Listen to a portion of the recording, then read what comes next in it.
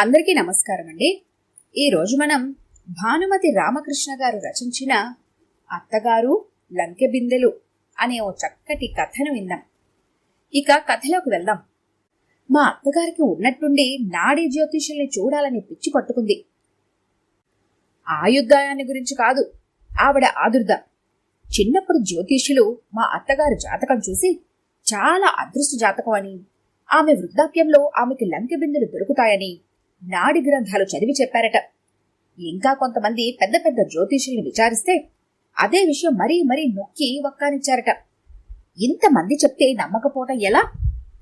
పుడుతూనే లంకె బిందెలతో పుట్టావు, అదృష్టం అంటే నీదే తల్లి. అందుకే కాబోలు నాకు తెలియకుండానే నిన్ను అమ్మణ్ణి అని పిలుచుకోవాలి అనిపించింది. ఆ రాబోయే అల్లుడెవరో చాలా అదృష్టవంతుడు అంటూ మా అత్తగారు తండ్రి గారు మహదానంద పడిపోయి ఆ జ్యోతిష్యులందరికీ పట్టు పంచెలు 116 బహుమానమిచ్చి పంపించారట. ఆనాటి నుండి అమ్మణ్ణి అని పిలవడంతో పాటు నిక్షేపం అని కూడా పిలిచేవారట మా అత్తగారిని వాళ్ళ నాన్నగారు. ఆయన అట్లా పిలుస్తుంటే మా అత్తగారి మేనత్తకు మహాచెడ్డ ఒళ్ళు మంటగా ఉండేదట. కారణం ఏమిటంటే మా అత్తగారంటే ఆ మేనత్తకు సరిపడేది కాదట. మా అత్తగారి పెద్దక్కంటే ఆమెకు పంచ ప్రాణాలట. మా అత్తగారికి దొరుకుతాయన్న లంకె బిందెలు ఆ పెద్దక్కకు దొరుకుతాయని జ్యోతిషులు చెప్పినట్లయితే ఆ మేనత్త సంతోషం పడేదేనట. కాని తనకు దొరుకుతాయని జ్యోతిషులు చెప్పేసరికి ఆవిడికి కుళ్ళు పట్టుకొని ఆ జ్యోతిషులు చెప్పేదంతా అబద్ధం కావాలని లోపలే కోరుకునేదట. అప్పటికి ఉండబట్టలేక ఒకసారి పైకి అన్నదట కూడా, ఏమిటో ఈ జ్యోతిషులు చెప్పిందంతా జరుగుతుందా ఏమన్నానా? ఇట్లాంటివి ఏమి వినలేదు. మా బావగారి అల్లుడికి ఇట్లాగే ఏదో నిధి దొరుకుతుందని జ్యోతిషులు చెప్తే దానికోసం చాలా డబ్బు దండగ చేసుకున్నారు.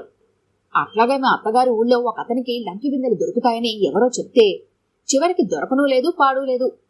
కొంప గోడు కూడా అమ్ముకుని జ్యోతిషుల వంటి తిరుగుతుండేవాడు. జ్యోతిషాలను నమ్ముకుంటే అయినట్టే అంటూ తేలిగ్గా చప్పరించేదట. ఆమెను చూస్తే అందుకే మా అత్తగారికి ఒళ్ళు మండిపోయేదట. చూడవే, ఆ కాలం పెద్దవాళ్లకు ఎంత చొప్పనాతి బుద్ధులో అని మా అత్తగారు నాతో అంటూ ఉండేవారు అప్పుడప్పుడు. ఇంకో విషయంలో కూడా ఆ మేనత్త మా అత్తగారికి అన్యాయం చేసిందట. చిన్నప్పుడు తల్లిని పోగొట్టుకున్న మా అత్తగారు ఆమె ఇద్దరక్కలు సమానంగా పెట్టుకోవాల్సిన వాళ్ళమ్మగారి నగలన్నీ తనకు అభిమాన పాత్రురాలైన మా అత్తగారి పెద్దక్కకే అలంకరించి మిగతావి 2 అక్కకేసి మా అమ్మగారికి ఏమీ లేకుండా చేసేది ఆ మేనత్త. పైగా అనేదట, నీకేమ్మా లంకె బిందెలు వస్తాయి, బోలెడు నగలు డబ్బు వస్తాయి, పాపం వాళ్ళకేం వస్తాయి, ఉన్నవి వేసుకోవాల్సిందేగా అని. పాపం మా అత్తగారు ఏమీ చెప్పలేక కండనీళ్లు పెట్టుకునేదట. ఆ ముసలి పీనుగు అట్లా ఏడిపించేదే. పోతే పోన్లే, ఏనాటికైనా నిక్షేపం నాకు దొరికితే చాలు, ఈ కుళ్ళు పీనుగు ఏమనుకుంటే నాకే అనుకుని ఊరుకునేదాన్ని అని మా అత్తగారు అంటుంటే, అసలు ఆ జ్యోతిష్యులు ఏం రాశారో ఆ కాగితాలు నీ దగ్గర అట్టే పెట్టుకున్నారా అని అడిగాను. ఓఎస్ ఉన్నాయే, ఉండి తెస్తాను అంటూ హడావిడిగా లోపలికెళ్లారు. మా అత్తగారు జాలీ మూడ్లో ఉన్నప్పుడు ఇంగ్లీష్ మాటలు కొన్ని దొర్లుతూ ఉంటాయిలేండి. మనవడి ఎప్పుడైనా ఆవిడ్ని ఉడికిస్తే ఏయ్ డామ్ అంటూ మీదికెళ్లి వాడి బుగ్గుల పట్టుకుని సాగదీస్తూ ఉంటుంది. ఇంట్లో కాఫీ పొడి అయిపోయిందని చెప్పడానికి, ఇదిగో నెసేవ్, ఇంట్లో కాఫీ పొడి నిల్లు, రేపొద్దుటే మీకు నో కాఫీ అంటారు. మాటలు ఇంకా కొన్ని ఆమె మూడ్ను బట్టి నోట్లో కలకండి పెట్టి ఉంటే సందర్భాన్ని బట్టి దొర్లి వస్తూ ఉంటాయి. లోపల నుంచి ఒక చిన్న దంతం పెట్టి తీసుకొచ్చింది. పురుగులు తిని చిల్లులు పడి శిథిలావస్థలో ఉన్న 50 ఏళ్ల నాటి కాగితం ఒకటి బయటకు తీసింది. పట్టుకుంటే పొడి అయిపోయేటట్లు ఉన్న కాగితంలోని అక్షరాలు అతుక్కుపోయి చదవడానికి వీల్లేకుండా ఉన్నాయి. ఆమె అక్కడ కూడా చదివి వినిపించింది వాళ్ళ నాన్నగారు దస్తూరే. ఇంకా చాలా కాగితాలుండేవే, అవన్నీ కాలగర్భంలో కలిసిపోయాయని, లంకె బిందెల విషయం రాసిన కాగితం ఎట్లాగో తాను భద్రపరచదలిచానని, అసలు ఆ జ్యోతిష్యులు ఏం చెప్పారో అన్ని తనకు కంఠోపాఠంగా వచ్చు గనుక కాగితాల అవసరమే లేదని మా అత్తగారు చెప్పారు. ఈ విషయం మామగారికి తెలుసా అని అడిగాను. ఆహా, బేషుగ్గా తెలుసు. పెళ్ళైనాక 1-2 సార్లు వారితో అన్నాను లంకె బిందెల సంగతి. అబ్బా, నీ మొగుడిలాగే ఆయన కూడా ఏదన్నా శుభమా అంటూ మంచి విషయం చెప్తే చన్నీళ్లు చల్లినట్లు తేలిగ్గా నవ్వేసేవారు. అటువంటప్పుడు ఎదుటి వాళ్ళకెట్టా ఉంటుందో చెప్పు, ఒళ్ళు మండదు? ఛ, ఏమిటో, మహాలక్ష్మిలాగా ఇంత నిధి నిక్షేపంతో నేను వాళ్ళ ఇంట్లో మెట్టానే అనే సంతోషం లేకపోగా నేను లంకెల బిందెల సంగతి ఎత్తితే ఏమనేవారో తెలుసా? ముందు నీకు వృద్ధాప్యం రాని, ఇంకా చాలా కాలం ఉందిగా, అందాక నేను ఉంటానో ఉండనో, ఎప్పటినుంచి ఎందుకు చంపుతావు అనేవారు. ఏం మాటలే అవి? తను అనుకున్నట్లుగానే వెళ్ళిపోయారు కదా. అసలు ఆయనకు జాతకాలంటే నమ్మకం లేదే. లంకెబిందులు నాకు దొరుకుతాయని వ్రాసిందంతా అబద్ధమని ఆయన ఉద్దేశం. ఆ విషయంలో ఆయన మా మేనత్త ఒకటేనే. మా మేనత్త చిన్నప్పుడు మా అమ్మ నగలివ్వకుండా అన్యాయం చేసినట్లే మీ మామగారు కూడా చేశారే. తనకు బహుమానంగా వాళ్ళ మేనత్త ఇచ్చి వెళ్లిన 10 ఎకరాల పొలము, ఇల్లు తన వెధవ అప్పచెల్లెలికి రాసిచ్చారు. అదేమిటి, పోనీ నా పేరు పెట్టకూడదా అని అడిగితే, నీకు వృద్ధాప్యంలో లంకెబిందెలు దొరుకుతాయన్నావుగా, ఇంక నీకెందుకు అంటూ దెప్పడం మొదలుపెట్టారు. సరే పోతే పోన్లే, నా నిక్షేపం నాకు దొరికితే చాలని వదిలేశాను. ఎందుకడుగుతావులే, నాకు లంకెబిందెలు దొరుకుతాయని ఎంతమందికి కుళ్ళో, ఎంతమంది కళ్ళలో నిప్పులు పోసుకున్నారో చెప్పలేను. పోన్లే, అంతా మన మంచికి అనుకుని లక్ష్య పెట్టేదాన్ని కాదు.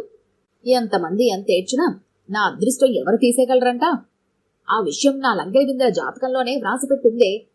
వాళ్ళ దగ్గరున్న 5-6 అఖండ జాతకాల్లో నాదొకటట. ఇంకా ఇంతకంటే ఏం కావాలే? ఆ ఒక్క మాట చాలదు. ఇదిగో ఇక్కడే ఎక్కడో రాశారు ఆ మాట కూడా అంటూ ఆ పాత కాగితంలో ఓ మూల కనిపించని అక్షరాలు చూపించారు. ఆమె చూడకుండా కూడా ఆ కాగితాల్లో ఏది ఎక్కడ రాసిపెట్టారో చెప్పగలరని గ్రహించాను. 50 ఏళ్ల నుండి లంకెబిందెల కోసం ప్రతి క్షణం పలవరిస్తున్న ఆమెకు కాగితంలో రాసిన విషయాలు కరతలమలకం. కాని ఆమె చెప్పిందాన్ని బట్టి ఆలోచిస్తే చిక్కెక్కడంటే, ఆమె వృద్ధాప్యంలో లంకెబిందెలు దొరుకుతాయన్నారే గాని ఏ వయసులో దొరుకుతాయో జ్యోతిషులు చెప్పల. ఫలానా వయసు నుండి వృద్ధాప్యం వస్తుంది, తర్వాత ఇన్ని సంవత్సరాలు లంకెల బిందెలు దొరుకుతాయని వివరంగా చెప్తే బావుండేది. ఊరికి వృద్ధాప్యంలో దొరుకుతాయి అని వదిలేశారు.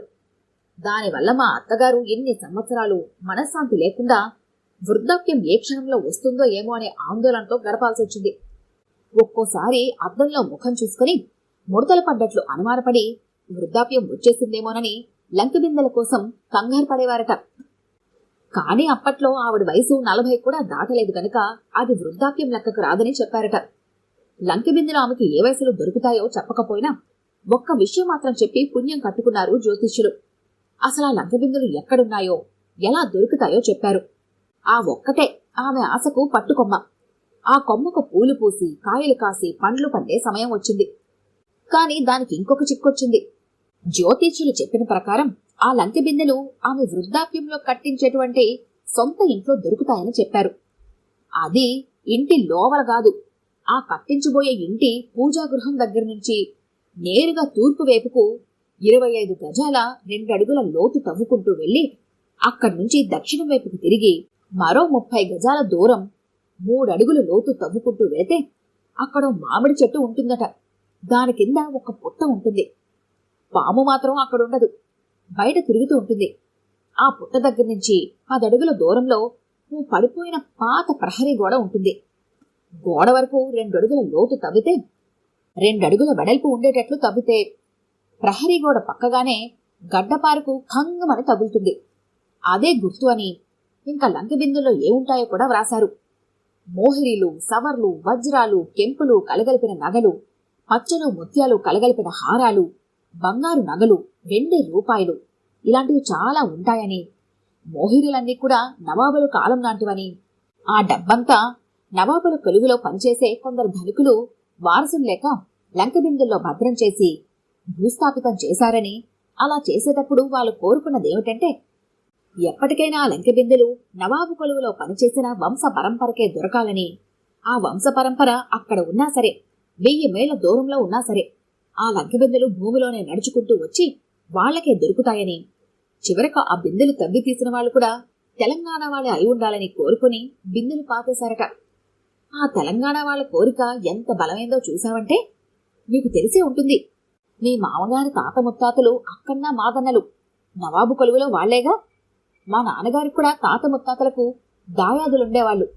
అందుకే ఆ వంశ పరంపరలో ఇటు మా అక్కలకో, అటు మీ మామగారికో, ఆయన అప్పచెల్లెలికో ఆ లంకెబిందెలు దొరికేంత యోగ జాతకాలు కానందువల్ల నా ఒక్క జాతకమే చాలా గొప్ప అదృష్ట జాతకం కావడం వల్ల ఆ లంకెబిందెలు నాకు దొరుకుతాయని, నా వృద్ధాప్యంలో నేనెక్కడుంటే అక్కడికి వచ్చేస్తాయని ఇన్ని వివరాలతో రాశారే. అందుకే ఇదంతా చూసి మా నాన్నగారు అప్పుడే అన్నారు, నాకు రాబోయే అల్లుడు తెలంగాణ వైపు నుంచి వస్తాడు అని. అట్లా వస్తేనే అమ్మడికి లంక బిందెలు దొరుకుతాయి. వాళ్ళన్నట్లు మీ మామగారు ఆ వైపు వాడే. మరి అది జరిగినప్పుడు ఇదెందుకు జరగదంట? అన్నట్లు ఇంకో కట్టుదిట్టం కూడా చేశారే. ఆ లంకె బిందెలు నేను తప్ప ఇంకెవ్వరూ ముట్టుకున్నా ఆ బిందెల్లో ఉన్న మోహిరీలు, బంగారు కాసులు, వజ్రాల నగలు అన్నీ తేళ్లు మండ్రగబ్బల్లా కనిపిస్తాయట. ఆ అదృష్టం అర్హత తనొక్కతికే లభించిందన్న గర్వంతో లోపల సంతోషపడిపోతున్న మా అత్తగారు చెప్తున్నారు. చూసావటే, అర్థమైన వాళ్ళు తవ్వి తీసుకుంటారేమోనని ఎంత బందోబస్తుగా రాశారో. ముందు లంకె బిందెలు దొరుకుతూనే అమ్మాయిలకు నీకు కావలసిన నగలు, అబ్బాయికి నా మనవడికి వజ్రాల ఉంగరాలు, ఇంకా ఇంటికి వెండి సామాన్లు గట్రా ఏమేం కావాలో చేయించేసుకుని మిగిలిన సంగతి తర్వాత చూద్దాం. 22 క్యారెట్ల బంగారం అసలు దొరికి చావదాయే. అందులోనూ మోహిరీలు, ఆ కాలం నాటి బంగారు కాసులు అంటే అసలు మేలిం బంగారం అన్నమాట. ముష్టి 22 ఏమిటి, మేలిమి బంగారం అంటే 24 క్యారెట్లు పై మాటే. అయిన కాడికి అట్లాంటి బంగారం లాంటి బంగారం తీసుకెళ్లి ఈ కాలం 14 క్యారెట్ల వెధవల చేతుల్లో ఎట్లా ఇచ్చేది చూస్తూ చూస్తూ. అందుకే మనం దగ్గరుండి ఇంటి దగ్గరే అన్ని వస్తువులు చేయించాలి. ఏమంటావ్ అన్నారు లంకె బిందెలు దొరికిన తర్వాత ఏమేం చెయ్యాలో కలలుగా అంటున్న మా అత్తగారు. అంతే అంతే అన్నాను, అంతకంటే ఏం చెప్పాలో తోచక. చాలాసార్లు ఆమె కూతుళ్ళు ఇద్దరు పిల్లలతో సహా పండుగలకు వచ్చినప్పుడు నగలు కొనుక్కోవడానికి షాపుకి వెళదామంటే వద్దని పోరు పెట్టేది మా అత్తగారు. కాస్త ఓపిక పట్టండి, నాకు వృద్ధాప్యం రానే వచ్చేసింది, ఇక ఎంతో ఆలస్యం లేదు, అట్లా దొరకడం ఇట్లా చేయించేయటం అంటూ వాళ్ళని నగలు కొనుక్కొనివ్వకుండా బలవంతంగా ఆపేసేవారు. ఒక్కోసారి మనవరాళ్లు మెళ్ళోకి మామిడి పిందెల గొలుసు కావాలని మారం చేసేవారు. వాళ్ళకవన్నీ చేయించి పెట్టాలని ఆమె కూతుళ్ళు ఆపేక్ష పడ్డా కూడా మా అత్తగారు పడనిచ్చేది కాదు. తొందరపడి ఏది కొనద్దర్రా, అనవసరంగా డబ్బు దండుగా, వెధవ మామిడి పిందెలేం కర్మ, ఏకంగా మొహిరీలన్నీ కాసుమాల్లా కట్టించి వేయిస్తాను, అమ్మళ్ళందరికీ కాస్త ఓపిక పట్టండి, ఇంకా చిన్నపిల్లలేగా అంటూ సమాధానపరిచేవారు. ఆమె కూతుళ్లకు ఆమె చెప్పే లంకె బిందెల విషయం అట్టే నమ్మకం లేకపోయినా చిన్నప్పటినుంచి ఆ విషయం ఆడపాదడపా వింటూ వస్తున్నారు కాబట్టి వాళ్లు కూడా ఏమో ఏ పుట్టలో ఏ పాముందో, ఒకవేళ వాళ్ళ అమ్మకు నిజంగానే లంకె బిందెలు దొరికితే వాళ్ళమ్మన్నట్టు నగలు కొనే డబ్బంతా దండగేగా అని అనుకొని పిల్లలకు ఏవీ చేయకుండా, వాళ్లు పెద్ద వస్తువులేవీ చేయించుకోకుండా మా అత్తగారికి దొరకబోయే లంకె బిందెల్లో మొహిరీల కోసం కాసి కూర్చున్నారు. కాని ఆమెకు వృద్ధాప్యం రాలేదు, సొంత ఇల్లు ఏర్పడలేదు. ఆమె కళ్ళెదుటే ఆమె కూతుళ్ళిద్దరికీ వృద్ధాప్యం వచ్చేసి పళ్ళు కూడా ఊడిపోయి చూస్తుండగానే వాళ్లకు మనవలు మనవరాళ్లు పుట్టారు. ఇంకా మా అత్తగారికి లంకె బిందెలు దొరికే సమయం రాలేదు. ఒక్కోసారి మా అత్తగారు నిరాశ చెందేవారు కూడా. తన ఘట్టం ఉండగా ఇంకో సొంత ఇల్లు కట్టిస్తానో లేదో, వేల మీద లక్షల మీద మాటలాయే అనుకుంటూ నిట్టూరుస్తూ ఉండేవారు. అప్పట్లో మేమున్న ఇల్లు కొన్న ఇల్లే, మేం కట్టింది కాదు. ఆ జ్యోతిష్యులు రాసిందాన్ని బట్టి కాశీ మజిలీ కథ ఇంటి వెనక 3 దిక్కులకు అన్ని గజాల దూరం గోతులు తవ్వుకుంటూ వెళ్లాలంటే ఇంటి చుట్టూ పెద్ద తోట లాంటిదేదో ఉండాలి. కనీసం ఖాళీ స్థలం అన్ని గజాలు తవ్వేందుకు సరిపడేటట్లయినా ఉండాలి. మేమున్న ఇంటి చుట్టూ ఆవరణ 2 గ్రౌండ్లు మాత్రమే. అప్పటికి మా అత్తగారు బాగా ఆలోచించి అంచనా వేశారు. తనకు 60 ఏండ్లు వచ్చేశాయి గనక వృద్ధాప్యం వచ్చేసినట్లే. తనుండేది సొంతిల్లైతేనే, కట్టించిందైతేనే, కొన్నదైతేనే. ఆ కాలంలో తాళపత్రాలు రాసిన ఋషులకు ఈ కాలం వాళ్ళుండే ఇల్లు జనాభా తెలుసా ఏమన్నానా? ఇంటికి పూజ గది ఉంది. ఆ గదికి తూర్పు వైపుకు ఖాళీ స్థలం ఉంది. ఆ పక్కనే కట్టకుండా వదిలేసిన పెట్టగోడ ఉంది. వాళ్ళు రాసిన ప్రహరీ గోడ బహుశా అదే ఉంటుంది. ఆలోచించే కొద్దీ లంకె బిందెలు దొరికే సమయం వచ్చేసిందనే ఆతృత ఎక్కువైంది మా అత్తగారికి. ఇక ఆలస్యం అమృతం విషయం అనుకున్నది. వెంటనే నా చెవిలో చెప్పింది. టేపు తీసుకొచ్చి నాడీ జ్యోతిషులు రాసిన లెక్కల ప్రకారం పూజగది దగ్గర నుంచి కొలుద్దామని. వేరే ఎవరు కొలవడానికి లేరాయే. పక్కపక్క ఇండ్లు, కొలిచేప్పుడు ఎవరైనా చూస్తే ప్రమాదం. పైగా పక్కింటావిడ అసలే రాక్షసి. ఎందుకు కొలుస్తున్నారు, ఏమిటి కథ అని అడుగుతుంది. అసలు సంగతి పసగట్టిందంటే తక్షణం ఆవిడే ఆ లంకె బిందులు కాస్త తవ్వించేసుకుని తీసేసుకుంటుంది. అది మా అత్తగారి భయం. రాత్రి భోజనాలయ్యాక నేను, ఆమె అమావాస్య చీకట్లో టార్చ్ లైట్ వెలుతురులో ఎవరూ చూడకుండా కొలవడం మొదలుపెట్టాం. మా పక్కింటి వాళ్ళు పెంచుకునే కుక్క మమ్మల్ని చూసి గోలగోలగా అరవటం మొదలుపెట్టింది. తక్షణం తలకాయంత రాయి తీసుకుని మా అత్తగారు దాని నడుం మెరగొట్టారు. ఆ దెబ్బతో మళ్లీ ఆ కుక్క కనిపించలేదు. పూజగది దగ్గర నుంచి తూర్పుకు టేపుతో కొలుస్తూ వెళితే 10 గజాలు మా ప్రహరీ గోడ వచ్చేసింది.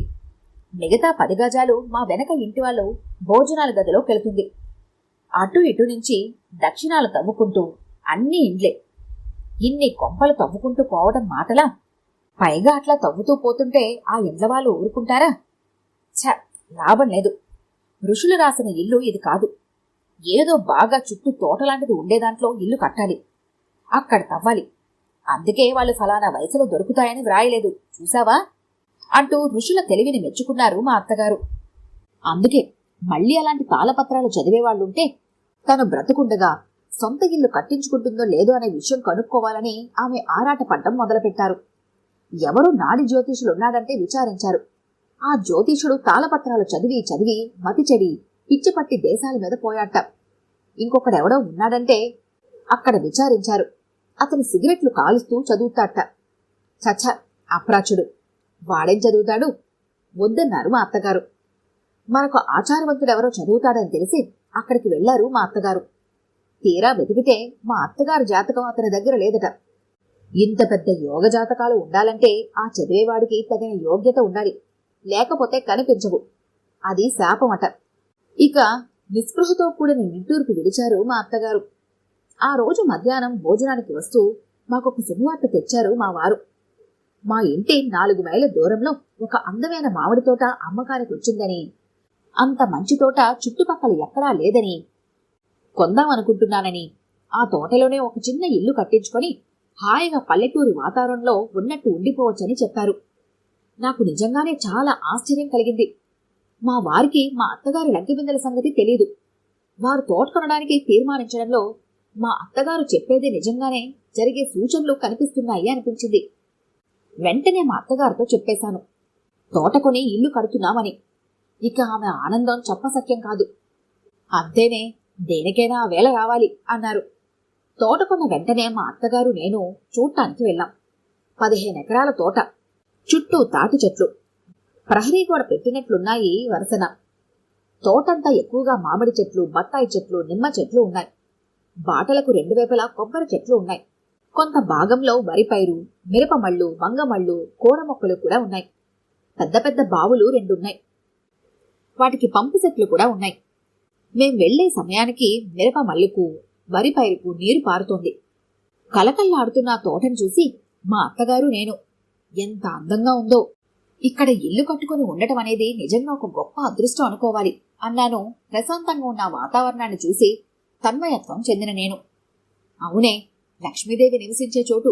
అందులోనూ ఒక లక్ష్మి కాదు, ధనలక్ష్మి, ధాన్యలక్ష్మి, అన్ని లక్ష్ములు. ఇక మనం వచ్చామంటే పశులక్ష్మి కూడా వస్తుంది. గృహలక్ష్మివి నీవున్నావు. ఇట్లా అమరిన చోటనే లక్ష్మీదేవి లభ్యమయ్యేది. ఋషులు ఆనాడు ఊరికే తెలియక రాశారు అనుకున్నాను.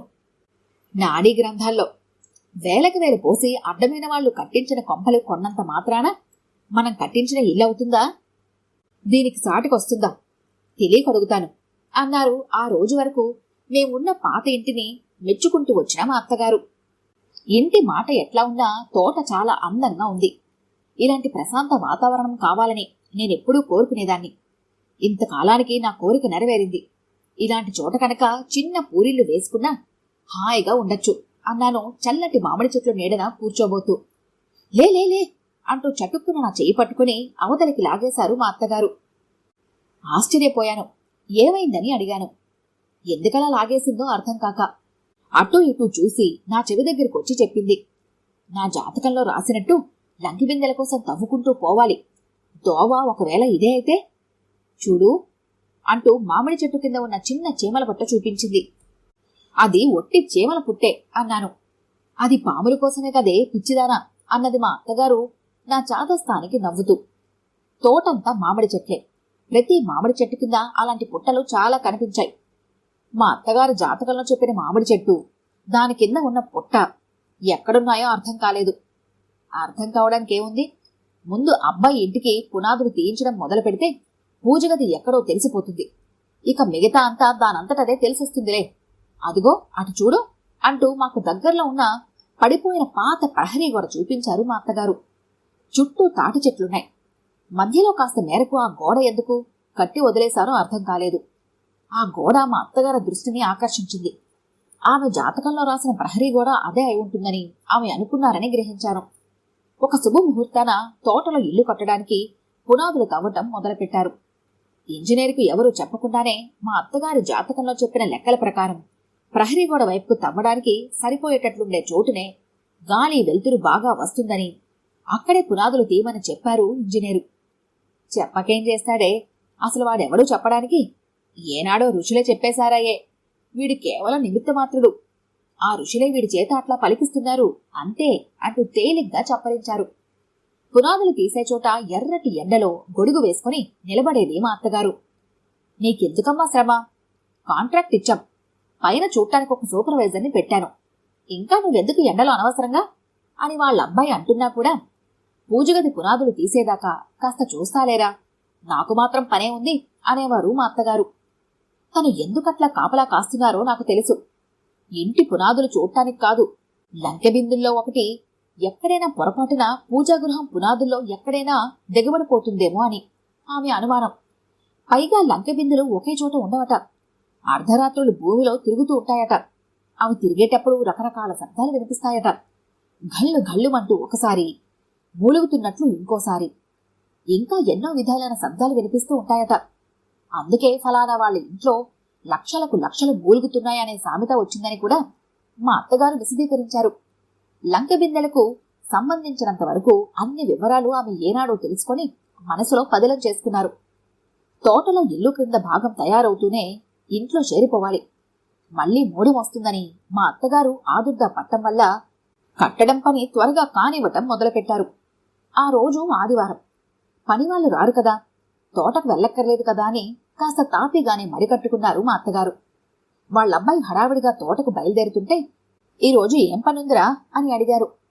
బావి తవ్వడానికి, కొత్త పంపు పెట్టడానికి మార్కు చేయించాలి.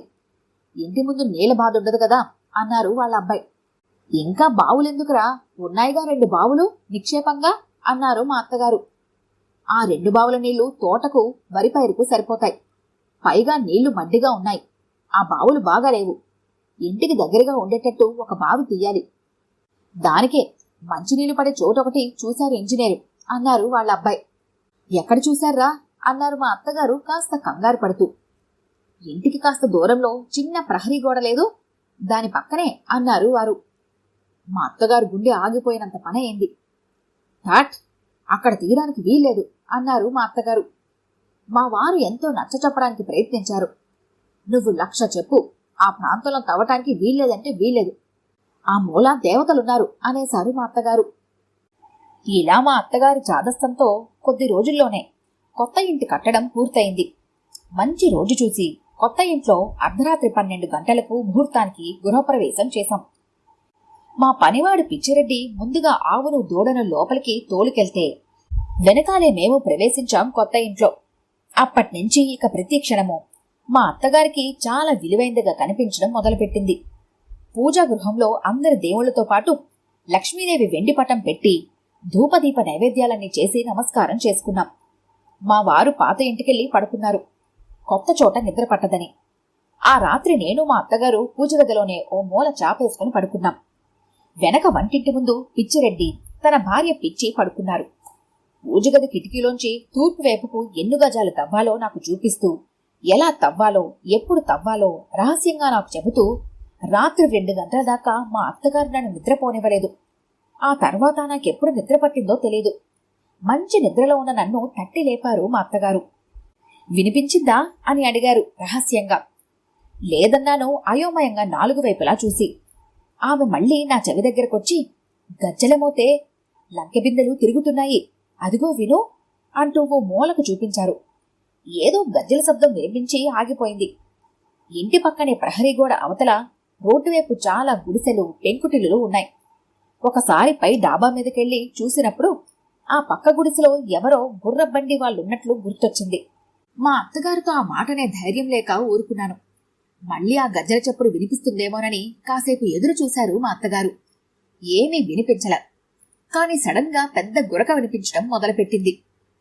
మా అత్తగారి ముఖం ఒక్కసారిగా వికసించింది. మళ్ళీ విను విను అంటూ నా భుజం కదిపారు. చెవులు రిక్కించి విన్నాను. ఎవరో బ్రహ్మాండమైన గురకాసురుడు ఆ పక్క గుడిసెలో నిద్రపోతున్నాడని గ్రహించాను. కాని మా అత్తగారు అది మనిషి గురకంటే నమ్మరు. నోరు మూసుకొని ఊరుకున్నాను. నన్ను తన వెంట రమ్మని సంజ్ఞ చేసి శబ్దం కాకుండా పెరటి తలుపు తీశారు. ఆ వేళప్పుడు పెరటివైపు తోటలోకి వెళ్లడానికి నాకెందుకో భయమేసి గుండెలు వేగంగా కొట్టుకోవటం మొదలుపెట్టాయి. విధిలేక మా అత్తగారి వెనకాలే అడుగులో అడుగు వేసుకుంటూ అనుసరించాను. వెనకవైపు పిచ్చిరెడ్డి, పిచ్చి మంచి నిద్రలో ఉన్నారు. నిద్దట్లో కూడా పిచ్చి కలవరిస్తోంది. అబ్బా, ఈ పెద్దమ్మ పేనాలు కొరుకుతోంది థూ అంటూ. దాని ఒంటి మీద వాలిన దోమల్ని చచ్చేట్టు బాదుకుంటోంది. ఆ చీకట్లో మా అత్తగారు ప్రహరీ గోడవైపు నడిచి వెళ్తున్నారని గ్రహించాను. చుట్టూ మామిడి చెట్లు, కొబ్బరి చెట్లు, కీచురాళ్ల మోత, కప్పల బెకబెకలు, దూరాన్నించి వినిపిస్తున్న గురక అన్నీ కలిసి మరికాస్త భీతి కలిగించాయి నాకు. ప్రహరీ గోడవైపు వెళ్లే కొద్దీ గురక వినిపించడం తగ్గిపోయింది. ఎక్కడో పిల్లి అరిచే శబ్దం వినిపించింది. అది కూడా మా అత్తగారు శ్రద్ధగా ఆలకించి లంకెబిందెల శబ్దమే అన్నారు. ఉన్నట్టుండి ప్రహరీ గోడ వెనక నుంచి అప్పుడు పుట్టిన బిడ్డ ఏడుపు వినిపించింది. వినవే వినవే అంటూ రహస్యంగా నా చెవిలో చెప్పారు. నాకెందుకో భయంతో గొంతెండిపోయింది. ఎవరిదో బిడ్డ ఏడుపు అన్నాను. గోడ అవతల వైపు మానవాళ్ల గుడిసెలు ఉన్నాయని గుర్తొచ్చి, అయ్యో చాదస్తాం, బిడ్డ ఏడుపు కాదే, అదంతా లంకెబిందెలు చేసే అల్లరి. ఇక్కడున్నాం, ఇక్కడే తిరుగుతున్నాం అని వాటి శబ్దాలే అవన్నీ అన్నారు రహస్యంగా నాతో. సరే, ఇప్పుడేం చెయ్యాలి మనం అన్నాను. ఏం లేదు, పిచ్చిరెడ్డిని లేపు, టేపు తెప్పించి కొలవమను. సన్నటి ముగ్గు కర్ర వేయించాలి, లేకపోతే రేపు రాత్రి తవ్వటానికి వీలుండదు అన్నారు. పిచ్చిరెడ్డి ఒక్కడే ఎంత దూరం తవ్వగలడా అన్నాను. ఓ, బేషుగ్గా తవ్వచ్చు, మన్ను తీసిపోయడానికి నువ్వు నేను పిచ్చి ఉన్నాంగా అన్నారు మా అత్తగారు. నా గుండె గతుక్కుమంది. నేను మన్ను తీసిపోయాలట. కాసేపు లంకబిందెలంటే ఒళ్ళు మండింది. ఆ దొరికే లంకబిందెలేవో ఇంట్లోనో ఇంటి పక్కనో దొరకకూడదు, అంత దూరం మన్ను తీసిపోయాలా? మాటలా? పైగా ఆమె కూడా మన్ను తీసిపోస్తుందంట ఈ వయసులో. పోనీ ఎక్కడ దొరుకుతాయో డైరెక్ట్గా అక్కడే తవ్వేస్తే సరిపోలే? పూజగది దగ్గర నుంచి తవ్వటం ఎందుకు, పనిలేని పని అన్నాను లోపల విసుక్కుంటూ. అయ్యో పిచ్చిపిల్ల, ఋషులు తెలియక రాశారనుకున్నావా? లక్ష్మి ఎక్కడుంటుందంటే సాధారణంగా పూజగదిలోనేగా. అక్కడ్నుంచి వస్తూ పోతూ ఉంటే దోమంతా లెక్క చూసి తవ్వమన్నారే. ఇందాక గజ్జల మొత్తం వినిపించిందా? మళ్ళీ వినిపించలేదు చూసావా? అందుకేనే లక్ష్మీదేవి చంచలం అన్నారు అని మా అత్తగారు చెప్తుంటే చంచల మాట ఎట్లా ఉన్నా ఆమె చెప్పేదంతా నాకు ఏమిటో అయోమయంగా కనిపించింది. పద పద, పిచ్చిరెడ్డిని లేపి పూజగది దగ్గర నుంచి ముగ్గు కర్ర వేయించాలి, తెల్లారకముందే అంటూ ఇంటివైపు నడవటం మొదలుపెట్టారు హడావిడిగా మా అత్తగారు. చీకట్లో ఏవో జరజర మా వైపుకు వస్తున్నట్లు అనుమానం కదిలింది.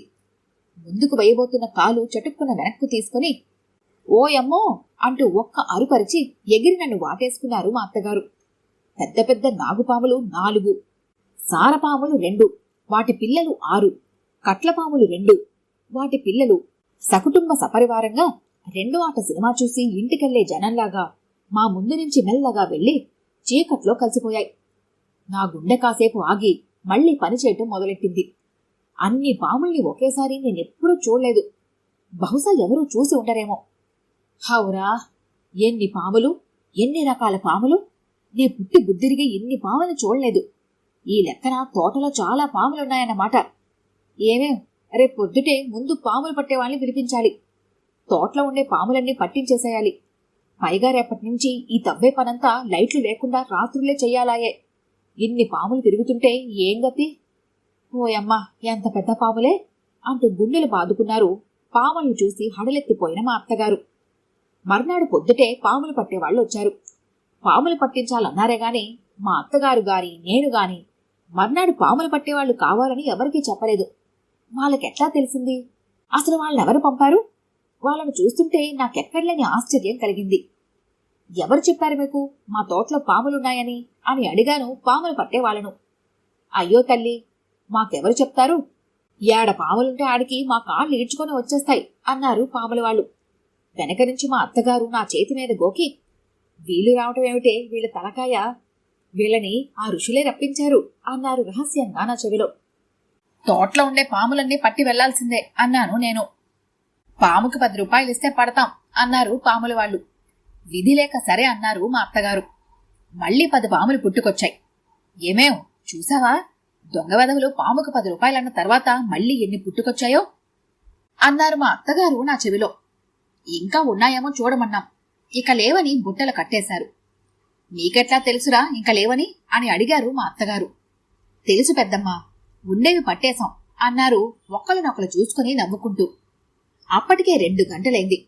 ఎవరూ భోంచేయలేదు. పట్టిన పాములన్నింటినీ ఎంతివ్వాలని అడిగారు మా అత్తగారు. 200 రూపాయలు అన్నారు. ఓరి నాయనోయ్, 200 అంటూ మా అత్తగారు గుడ్లు తేలేశారు. నాకు నవ్వొచ్చింది. పోనీ చిన్న పాములు లెక్క కట్టుకోవద్దని బేరంలోకి దిగారు. వాళ్ళు అన్నింటికీ కలిపే లెక్క అన్నారు. లేకపోతే మళ్లీ పాముల్ని వదిలేస్తాం అన్నారు. ఓరి మీ దుంపల్తగా, ఆ పని మాత్రం చేయకండ్రోయ్. పోతే పోయింది, పేడా డబ్బు మీకివ్వాల్సింది ఇచ్చేస్తాను అంటూ మా అత్తగారు వెనక్కి తగ్గారు. నా చెవి దగ్గరికొచ్చి, చూసావటే వదిలేస్తారట బెధవలు, అంతా వేషాలు కదూ. ఈ పాముల్ని తీసుకెళ్లి అమ్ముకుంటే కొన్ని 100 సంపాదిస్తారు. విషం అమ్ముకొని, వాటి తోళ్లు అమ్ముకొని ఎంతైనా లాభం ఉంది వాళ్లకు. పైగా బొకాయిస్తున్నారు వెధవలు అంటూ ఏం చేయలేని స్థితిలో పాముల వాళ్ళని తిట్టిపోశారు మా అత్తగారు. అంతా అయిపోయిందే, ఇక పర్వాలేదు, ఇక నిర్భయంగా పిచ్చిరెడ్డి చేత తవ్వించొచ్చు అన్నారు. పాములు వాళ్ళు వెళ్లిపోయాక హాయిగా ఊపిరి పీల్చుకుని మా అత్తగారు, ఒకవేళ మీ అబ్బాయి అడిగితే ఏమిటా గోతులని ఏం సమాధానం చెప్పటం? అబ్బాయి అడిగితే ఏం చెప్పాలో నేను ముందే ఆలోచించుకొని పెట్టుకున్నానులేవే. వాడితో ముందే ఒక అబద్ధం ఆడాగా, ఆ ప్రహరీ గోడ దగ్గర దేవతలున్నారని. అలాగే ఇంకో 4 అబద్ధాలాడి నాగేంద్రుడి విగ్రహం ఆ మూల ఉందని, భూమిలో పాతుకుపోయిన ఆ విగ్రహం తీసి ప్రతిష్ఠిస్తే మంచిదని, నా జాతకంలో ఉందని, ఇల్లు కడుతూనే తవ్వించి తీయాలన్నారని చెప్పాను. పోనీ వారికి నిజం చెప్పేద్దాం అత్తయ్యా. హవ్వా, ఇంకేమన్నా ఉందా? మీ మామగారి అవతారమే నీ మొగుడు నన్ను ఎగతాళి చేసి అల్లరి చేస్తాడు. మరి కూలివాళ్ల చేత తవ్వించమంటారేమో అన్నాను, వారికి తెలిస్తే ఏమేం అడుగుతారో ఊహించుకుంటూ. అదెట్లా తవ్విస్తాం? అడ్డమైన పనివెదవులు తవ్వితే కళ్ళు పోవు. మడిగా తవ్వాలి, అందులోనూ అర్ధరాత్రి పూటే తవ్వాలని నా జాతకంలో రాసి ఉంది అంటాను. ఎన్ని షరతులు ఉన్నాయని చెప్తే వాడికి చికాకు పుట్టి నీ ఇష్టం పోమ్మా అంటాడు అంటూ మా అత్తగారు నవ్వారు. నేను గుడ్లప్ప చెప్పి నాగేంద్రుడి శిల ఈవిడ బుర్రలో ఎప్పుడు ప్రవేశించిందా అని ఆశ్చర్యపడిపోయాను. ఆ రోజు సాయంకాలమే మా వారు అర్జెంటుగా కలకత్తా వెళ్లాల్సి వచ్చింది. వారం రోజుల దాకా రానన్నారు. మా అత్తగారు సంతోషపడిపోతూ నా చెవిలో చెప్పారు, అబ్బాయి అది ఇది అడుగుతాడంటివే, చూడు ఋషులే ముందు ఇవన్నీ ఆలోచించి ఉంచారే. అబ్బాయి ఆ సమయంలో ఊర్లో లేకుండా బయట ఊరు వెళ్లి రావడం మంచిదే కదూ. అంతేనే, మన చేతుల్లో ఏమీ లేదు. మహాత్ములు వాళ్ళు రాశారంటే మరి మాటలా అన్నారు మా అత్తగారు తన నాడీ జాతకం రాసిన ఋషుల్ని మనసులోని అభినందించుకుంటూ. సాయంకాలం ప్లేనుకు మా వారు అటు వెళ్తూనే ముందు మేమున్న ఇంటి పక్కింటి వాళ్ళు మా కొత్త ఇల్లు చూడటానికి వచ్చారు. వాళ్లకు తెలిసిన వాళ్ళెవరో ఉంటే వాళ్లతో సహా గృహప్రవేశానికి మమ్మల్ని పిలవకుండా, పప్పన్నం పెట్టకుండా, చప్పుడు కాకుండా వచ్చేస్తే ఊరుకుంటామా? వచ్చేశాం రాత్రి భోజనాలకి అంటూ లోపలికొచ్చారు. మా అత్తగారు ఒక క్షణం వెలవెలబోయారు వాళ్ల మాటలకు. మళ్లీ వాళ్ళు నవ్వుతూ అన్నారని గ్రహించి చాపలు వేసి కూర్చోబెట్టి కాఫీ తయారు చేయమన్నారు వంటవాడితో. ఇప్పుడేం కావాలండి, 6 గంటలు దాటుతుంటే అన్నారు వాళ్ళు. ఆ రోజు పొద్దుట్నుంచి తోటలో పాములు పట్టించడంతో భోజనాలు చేయడానికి 3 గంటలైందని, ఇంకా మేం కూడా కాఫీ తీసుకోలేదని చెప్పాం. పాముల మాట ఎత్తగానే వాళ్ళు ఒకళ్ళ మొక్కలోకలు చూసుకున్నారు. ఎన్ని పాములు పట్టారండి బామ్మగారు? 30 పాములేనా అని అడిగారు. అవునన్నారు మా అత్తగారు వాళ్ళకెట్లా తెలుసా అని ఆశ్చర్యపోతూ. ఆ పాములు పట్టిన వాళ్ళు రామనాథంపురం జిల్లా వాళ్ళేనా అని మళ్లీ అడిగారు. అవునర్రా అన్నారు మా అత్తగారు. అయ్యో బామ్మగారు, మీరు కూడా మోసపోయారు అంటూ వాళ్లు పడి పడి నవ్వటం మొదలుపెట్టారు. సంగతేమిటో అర్థం కాక మా అత్తగారు నేను ఒకరి మొక్కలొకరు చూసుకున్నాం. ఏమిటర్రా, నేను మోసపోవడమేమిటి? పాముల్ని నేను కళ్ళారా చూస్తేను. అదే వాళ్ల పాముల్నే వాళ్ళు పట్టుకెళ్లారు. అదే మీరు కండ్లారా చూశారు అంటూ మళ్లీ నవ్వటం మొదలుపెట్టారు. వాళ్ల పాముల్ని వాళ్ళు పట్టుకెళ్లడమేమిటి? మా తోటలో గాలించి మూల మూల నుండి పట్టుకొస్తేను అన్నారు మా అత్తగారు. ఇక బామ్మగారికి మనం చెప్పి లాభం లేదు, పేపర్ తెప్పించి చదివి వినిపించాల్సిందే అన్నది ఒక ఆవిడ. పేపర్ ఏమిటర్రా, నాకేం బోధపట్టం లేదు, మీరనేదేమిటో అన్నారు మా అత్తగారు. ఒక ఆవిడ మొదలెట్టింది. అది కాదు బామ్మగారు, ఆ పాములు పట్టేవాళ్లు ఒట్టి దొంగ వెధవలు. వాళ్లు పట్టే ఆ 30 పాములు వాళ్ల దగ్గరవే. ఎక్కడన్నా తోట దొడ్డి ఉంటే చోటు చూసి ముందు రోజు తీసుకొచ్చి ఎవరూ చూడకుండా ఆ పాముల్ని వదిలేస్తారట. మరునాడు ఏమీ ఎరగనట్లు పాముల్ని పడతామని వస్తారట. సరే, తోటన్న తర్వాత ఒక పామన్నా ఉండకపోతుందని పట్టమంటారట. మనం పట్టమనకపోయినా వాళ్ళొచ్చి మోడీ ఊత్తారట. అంతకుముందు 3 రోజులు ఆ పాములకు ఆహారం ఏదీ పెట్టకుండా మాడుస్తారట. పెంపుడు పాములే గనక వాళ్ళు మోడీ ఊదగానే ఆహారం పెడతారేమో అనే ఆశతో అలవాటు ప్రకారం అన్నీ ఫాలో అవుతూ వాళ్ళ దగ్గరికి వచ్చేస్తాయట. అట్లా వాళ్ళు ఆ పాములు ప్రాక్టీస్ ఇచ్చి పెట్టారట. ఇక మనం అది చూసి ఆశ్చర్యపోతూ ఇంకా ఉన్నాయేమో చూసి పట్టమంటామంట. వాళ్ళు వదిలిన 30 పాముల్ని పట్టుకొని మన దగ్గర డబ్బు తీసుకుని వెళ్తారు అని ఆవిడ చెప్తూ ఉంటే మా అత్తగారు గుండెలు కొట్టుకుంటూ, హావురా, ఎంత మోసం, ఎంత దగ! అందుకే ఆ పాముల్ని చూడగానే ఇంత పెద్ద పాములు మా తోటలో ఎక్కడున్నాయా అనుకున్నాను. ఎన్ని రకాలు! అడవుల్లో ఉండాల్సిన పాములవి. అవును, తోటల్లో దొడ్లలో ఉండే పాములు కావు, రకరకాల దేశాలవవి. వాటి కూరలు పీకేసి ఇట్లా మనల్ని భయపెట్టి నాటకం ఆడుతున్నారు. ఇదిగో నిన్న వీళ్ళ తోటలో కూడా ఆ 30 పాముల్ని పట్టుకొని 130 రూపాయలు తీసుకున్నారు అంటూ ఆవిడతో వచ్చిన వాళ్ళను చూపించింది. ఇక మా అత్తగారికి పాములు వాళ్ళని మింగేద్దామన్నంత కోపం వచ్చేసింది. అసలు దొంగ వెధవల్ని పోలీసులకు ఎందుకు పట్టించకూడదు మనం అన్నారు. అలా అంటారేంటత్తయ్య, వాళ్ళు ఋషులు పంపిన వాళ్ళు అందామనుకొని బయట వాళ్ళు ఉన్నారని నోరు మూసుకున్నాను. పోలీసులు ప్రస్తుతం వాళ్ళని వెతుకుతున్నారు బామ్మగారు. ఇట్లాగే చాలా చోట్ల చేశారని పోలీసులకు తెలిసింది. మొన్న ఎవరో పేపర్లో కూడా రాశారు ఈ విషయం. అట్లా చెప్పు. దొంగ వెధవలు దొరికితే చచ్చెట్టు తన్నాలి. ఎంత అన్యాయం! 200 రూపాయలు ఎవరు తిన్నట్టు? ఇంకెవరు బామ్మగారు, పాములు వాళ్లే అంటూ వారు పడి నవ్వసాగారు. ఆ రాత్రి సుమారు 12 గంటల ప్రాంతంలో మా అత్తగారు నేను పెరటి వైపుకెళ్ళాం. పిచ్చిరెడ్డి మేలుకొనే ఉన్నాడు. పిచ్చి మామూలుగా మంచి నిద్రలో ఉంది. దాన్ని లేపరా అన్నారు మా అత్తగారు పళ్ళు పటపటా కొరుకుతూ రహస్యంగా. పిచ్చిరెడ్డి తలగోక్కుంటూ, ఎందుకులే పెద్దమ్మగారు, నే చూసుకుంటాలే పనంతా అంటూ నసిగాడు. ఓరి నా సన్నాసి, దాన్ని నువ్వే చెడగొడుతున్నావురా, ముందు దాన్ని లేపుతావా, దాన్నెత్తిన చన్నీళ్లు పోయమంటావా అంటూ మా అత్తగారు చెంబు తీసుకున్నారు. నీ కాలు మొక్కుతా పెద్దమ్మా, దాన్ని లేబ్బాక అంటూ వాడు మా అత్తగారిని బ్రతిమలాడుకున్నాడు. నేను మా అత్తగారితో చెప్పాను రహస్యంగా. అది కేకలేసి ఏడ్చి అఘాయిత్యం చేస్తే పక్కింట్లో వాళ్ళు కూడా లేస్తారు. అసలు గుట్టు బయటపడుతుంది. నిజమేనేవ్, అఘాయిత్యం పీనుగా అంత పని చేస్తుంది అంటూ చెంబక్కడ పారేసి, సరే గడ్డపార తీసుకో అన్నారు పిచ్చిరెడ్డిని. అంతా సిద్ధంగుంచిన యాన తవ్వాలనుకున్నారు. పూజరూం దగ్గర నుంచి తెల్లటి ముగ్గుకర్ర కనిపించే 2 అడుగుల వెడల్పు 2 అడుగుల లోతు తవ్వుకుంటూ వెళ్ళాలి. 20 గజాల తూర్పు వైపుకు అన్నారు. సరేనమ్మా అంటూ తలగుడ్డ చుట్టుకున్న తవ్వడం మొదలుపెట్టాడు. తవ్విన మట్టిని నేను మా అత్తగారు చిన్న చిన్న తట్టల్లో బయటకు తీసిపోయటం మొదలుపెట్టాం. కాసేపటికి మా అత్తగారు చెవటలు పట్టి ఆయాసపట్టం మొదలుపెట్టారు. ఆమెను వెళ్లి తులసికోట అరుగు మీద కూర్చోమని నేనొక్కతనే మన్ను తీసిపోయటం మొదలుపెట్టాను. దాదాపు 10 గజాల దూరం తవ్వేసరికి రాత్రి 2 గంటలైంది. మట్టి తీసిపోసి ఒళ్ళలిసి చల్లగాలికి హాయిగా ఆ మట్టి మీద పడి నిద్రపోదాం అనిపించింది.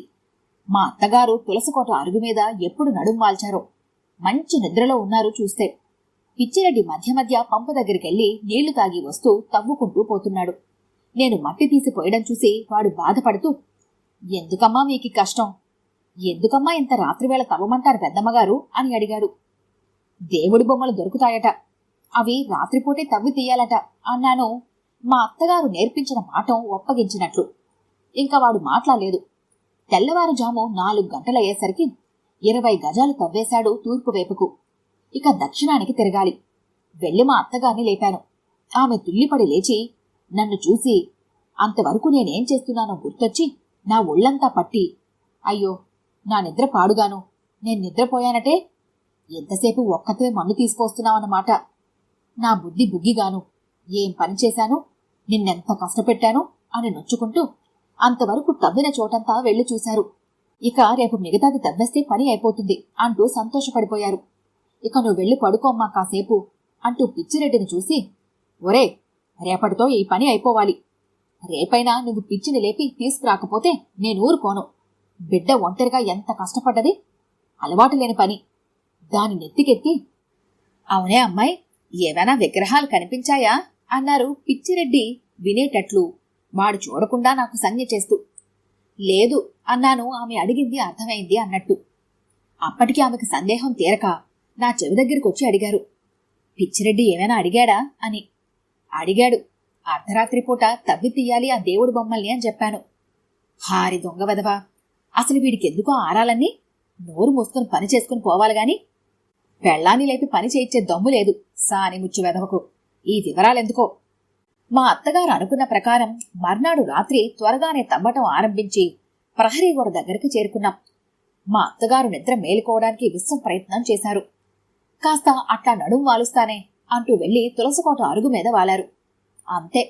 మామిడి చెట్టు దగ్గర నుంచి ప్రహరీ గోడ వరకు ఋషులు చెప్పిన లెక్క 2 అడుగుల లోతు 2 అడుగుల వెడల్పైతే నేను ఎందుకైనా మంచిది 5 అడుగుల వెడల్పు 4 అడుగుల లోతు తవ్వమన్నాను పిచ్చిరెడ్డిని. ప్రహరీ గోడ పక్కన తవ్వుకుంటూ వెళ్ళాక గోడ దగ్గర గడ్డపారకు ఏదో కంగుమన తగిలిందని పిచ్చిరెడ్డి ఆగాడు. సంభ్రమాశ్చర్యాలు పెనవేసుకున్నాయి నన్ను. ఋషులు ఎంత కరెక్ట్గా చెప్పారు. మా అత్తగారిని నిద్రలేపడానికి పరిగెత్తాను తులసికోట దగ్గరికి. ఆమెను తట్టి లేపాను. లేస్తూనే మామూలుగా తన్ను తిట్టుకుంటూ తన నిద్రను శపించుకుంటూ లేచారు. ఆలస్యం చేయకుండా ఆవిడ చెవిలో చెప్పాను. ఇంకా ఆమె ఒళ్ళు తెలియని సంతోషంతో ఉబ్బి తబ్బిబ్బైపోయారు. ఇంకా వాడక్కడే తవ్వుతున్నాడా అని అడిగారు సడన్ గా ఆమెకేదో సందేహం కలిగి. లేదు, ఆపేయమన్నాను. అక్కడే ఉన్నాడు అన్నాను. పద పద, ముందు వాణ్ణక్కడి నుంచి పంపించేయాలి. ఇంకేమైనా ఉందా అంటూ అంత చీకట్లోనూ 60 ఏండ్ల మా అత్తగారు పరిగెత్తడం మొదలుపెట్టారు ప్రహరీ గోడవైపుకు. సడన్ గా ఒక చోట ఆగి, వాడి కండ్లకేమీ కనబడలేదు కదా అని అడిగారు రహస్యంగా. లేదు అన్నాను. ఆమె నేను ప్రహరీ గోడ దగ్గరికి వెళ్లేసరికి పిచ్చిరెడ్డి గోడ కానుకొని కులికిపాట్లు పడుతున్నాడు. మా అత్తగారు వాణ్ణి లేపి, ఇక వెళ్ళి నువ్వు కాసేపు పడుకోరా. పాపం ఈరోజు చాలా దూరం తవ్వావు. విగ్రహం తర్వాత స్నానం చేసి నేను మడిగా తీస్తాన్లే, నువ్వెళ్ళు అంటూ వాణ్ణి అక్కడి నుంచి తరిమేశారు. గడ్డపార అక్కడే పడేసి వాడి ఇంటి వైపుకు వెళ్లాడు. వాడటు వెళ్తూనే ఆ గడ్డపార నా చేతికిచ్చారు. శ్రీహరి, ఏమిటి పరీక్ష? బొబ్బలకి పుడ్లైపోయిన 2 చేతులు గడ్డపార పట్టుకోలేక వణికాయి. 3 అడుగుల లోతుకి దిగి నేను తవ్వాలంటే నా చేత అవుతుందా? నా అవస్థ పసిగట్టిన మా అత్తగారు చాలా అనునయంగా, ఏం పర్వాలేదే, నేనున్నాగా, ఇంత కష్టపడ్డావు, ఈ కాసేపు కష్టపడితే ఆ పుణ్యం అంతా నీదే అన్నారు. సరే దిగాను. గడ్డపార తీసుకొని 3 అడుగుల లోతు గోతిలోకి. మళ్లీ గడ్డపారకు ఖంగమని తగిలింది తవ్వుతుంటే. మా అత్తగారి ఒళ్ళు పులకరించినట్లయింది. అదేనే, అదే, ఆ శబ్దం వస్తుందని మహర్షులు రాశారు. ఎంత సత్యం, ఎంత సత్యం! చూడు, చుట్టూ తవ్వు, సులభంగా బయటికి తీసేయొచ్చు, లేకపోతే లంకె తెగి బిందెలు పాడైపోతాయి అంటూ తను మట్టి మెట్ల మీదుగా కష్టపడి గోతిలోకి దిగారు. తవ్వుతుంటే ఏదో 2 అడుగుల వెడల్పు పొడవు ఉండేది భూమిలో పాతుకొని ఉందని తెలుస్తోంది. ఒకవైపు నుంచి గడ్డపారతో పెళ్లగించబోయాను. నా వల్ల కాలేదు. మా అత్తగారు కూడా ప్రయత్నించారు. మా ఇద్దరి వల్ల కాలేదు. అబ్బో, చాలా బరువే. అవును మరి, పాతకాలం నాటి బంగారు మొహరీలు, వెండి రూపాయల నాణేలును బరువంటే బరువు కాదు అంటూ లోపలే మురిసిపోతున్న మా అత్తగారు తన బలమంతా ప్రయోగించి నాకు సహాయపడ్డారు. అతి కష్టం మీద ఒకవైపు కాస్త కదిలించగలిగాం. తక్షణం గడ్డపార కింద నుంచి తేళ్లు, మండ్రగబ్బలు చీమల పుట్టలో నుంచి వచ్చినట్లు బయటికి రావటం మొదలుపెట్టాయి. వెంటనే గడ్డపార కింద పడేసి మా అత్తగారిని పైకి నెట్టి నేను బయటపడేసరికి దేవుడు కనిపించాడు. అన్ని తేళ్ల మండ్రగబ్బలు బయటికి రావటం చూసి మా అత్తగారు నా వైపు అదో విధంగా చూశారు. తక్షణం నేను గ్రహించాను. నేను చూస్తున్నందువల్ల లంకె బిందెలు ఆ విధంగా కనబడుతున్నాయని ఆవిడ అనుకుంటోందని. వెంటనే దూరంగా వెళ్లి నిలబడ్డాను. నా గ్రహింపు శక్తిని ఆమె మనసులోనే అభినందించి ఉంటారు అనుకున్నాను. నన్ను చూసి చిరునవ్వుతో తల పంకించారు. కాని ఆమె ఏం చేయదలుచుకున్నారో నాకు బోధపడలేదు. ఒకవేళ అవన్నీ నిజమైన తేళ్లు, మండ్రగబ్బులు అయి ఆవిడ మొహిరీలు, నగలు అనుకుని ఎక్కడ ముట్టుకుంటుందో అని భయమేసింది. ముట్టుకోవద్దంటే ఏమంటుందో. కాస్త దగ్గరికెళ్ళి తటపటాయిస్తూనే, ఇవన్నీ నీకు ఎట్లా కనిపిస్తున్నాయి అత్తయ్య గారు అని అడిగాను. నాకు ఈ మండ్రగబ్బలే కనిపిస్తున్నాయే, ఒకవేళ ముట్టుకుంటే బంగారం అయిపోతాయేమో అన్నారు. వద్దన్నాను. మరి ఎట్లాగే అన్నారు. ముందసలు గడ్డపారకు తగిలిందేమిటో చూద్దాం అన్నాను. సరేనన్నారు మా అత్తగారు. పైన మట్టి పూసుకొని ఉన్న ఘన పదార్థం మీద దగ్గరలో ఉన్న బావి నుంచి తోడి 4 బిందెల నీళ్లు తెచ్చిపోసి టార్చులట్టు వేసి చూశాను. నా కండ్లను నేనే నమ్మలేకపోయాను. కథల్లో వింటారే, సినిమాలో చూస్తాంగా, నిజంగా జరుగుతుందంటే అట్లాంటిది నమ్మడానికి ఎంత మాత్రం వీల్లేదు. మా అత్తగారు ఏదైతే అబద్ధమని ఆడారో ఆ నాగేంద్రుడి శిలే దొరికింది. 2 పాములు మెలికి వేసుకుని ఉన్నట్లు చెక్కబడ్డ శిల. మా అత్తగారిని పిలిచి చూపించాను. ఆ అంటూ మా అత్తగారు షాక్ తిన్నట్లు ఫిట్స్ వచ్చి పడిపోయారు. పక్కనే కూర్చున్నాను ఆమె లేచే వరకు, నీళ్ల బిందె పక్కన పెట్టుకొని. తన బాల్యం నుంచి ఎదురు చూస్తున్న సమయం వచ్చినా ఇన్ని సంవత్సరాలుగా ఆవిడ పడ్డ శ్రమంతా వృధా అయినందుకు బహుశా ఇప్పుడప్పుడే షాక్ నుంచి కోలుకోలేకపోవచ్చు మా అత్తగారు. ఈ కథ గనుక మీకు నచ్చినట్లయితే లైక్ చేయండి, షేర్ చేయండి. మరిన్ని ఇంట్రెస్టింగ్ కథల కోసం మా ఛానల్ని తప్పకుండా సబ్స్క్రైబ్ చేసుకోండి.